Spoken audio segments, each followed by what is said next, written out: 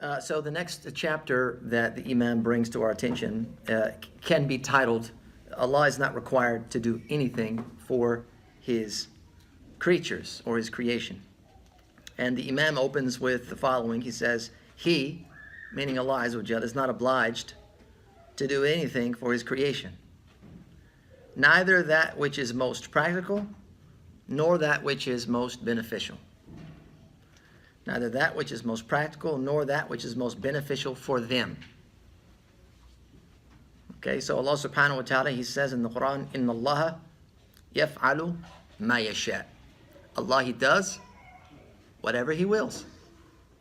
Indeed, Allah does whatever He wills. This is in Surah Al-Hajj, verse number 18. So Allah is not obliged, He's not obliged by us to do anything, but He does what He wills within the scope of His perfect nature. He does not do what compromises that.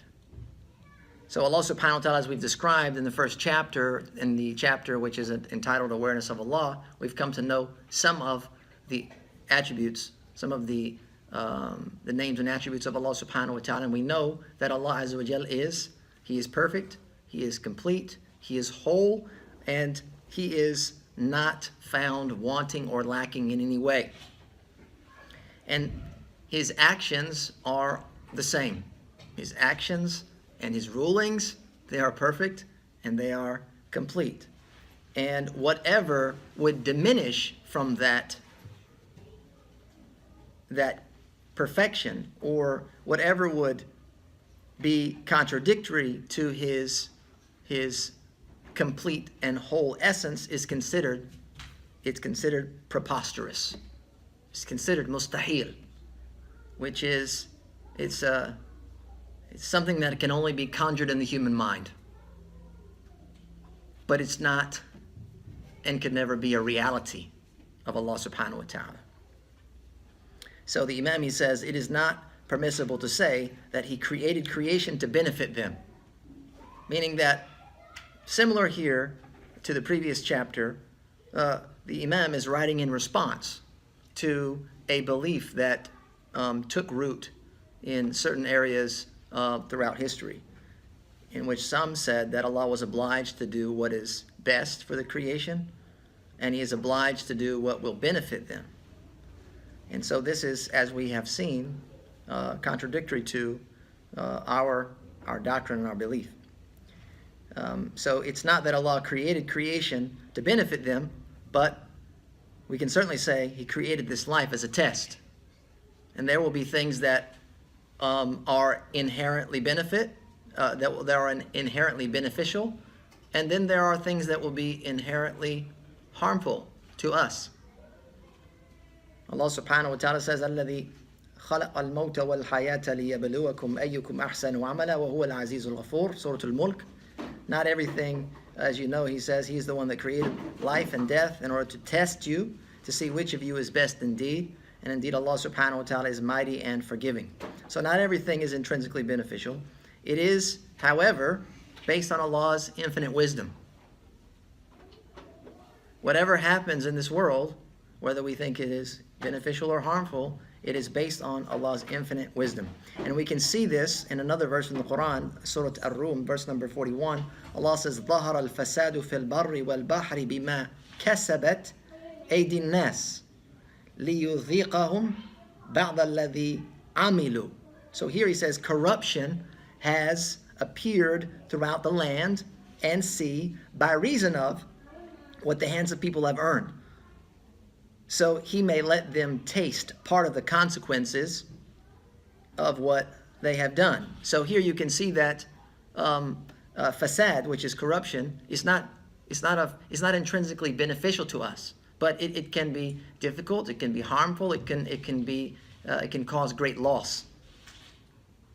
But Allah subhanahu wa ta'ala has decreed that there be corruption based on what our hands have done. When we are too far in sin and have drifted too far away from righteousness, then we get to taste a little bit of what the consequences are, because this is important. This ayah and the understanding of it is very important, because as mukallifin, as morally responsible people, there are consequences to our actions.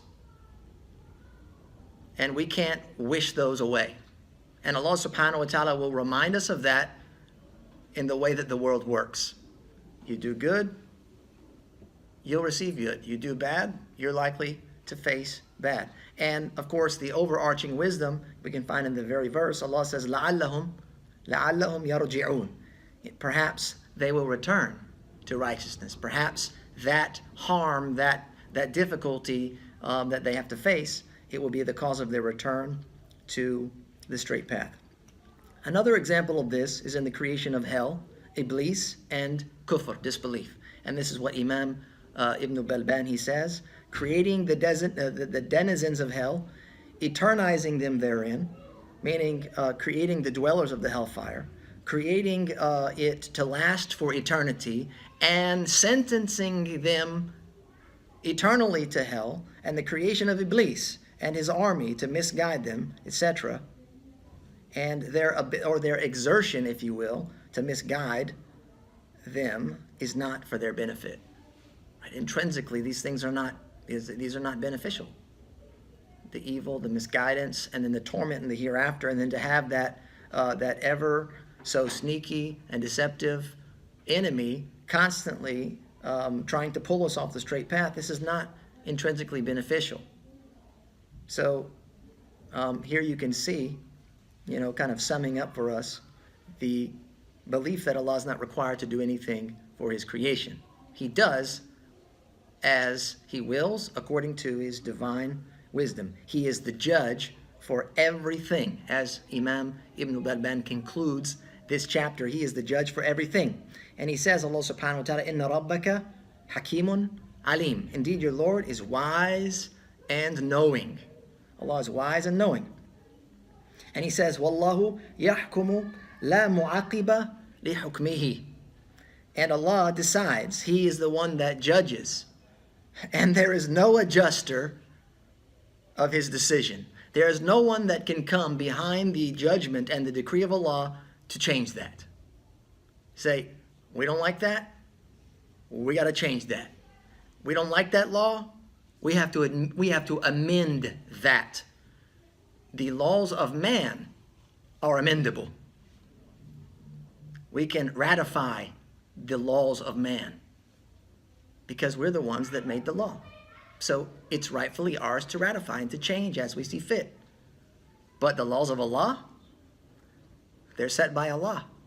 And Allah subhanahu wa ta'ala has no equal. And He has no partner to ratify or amend His divine law.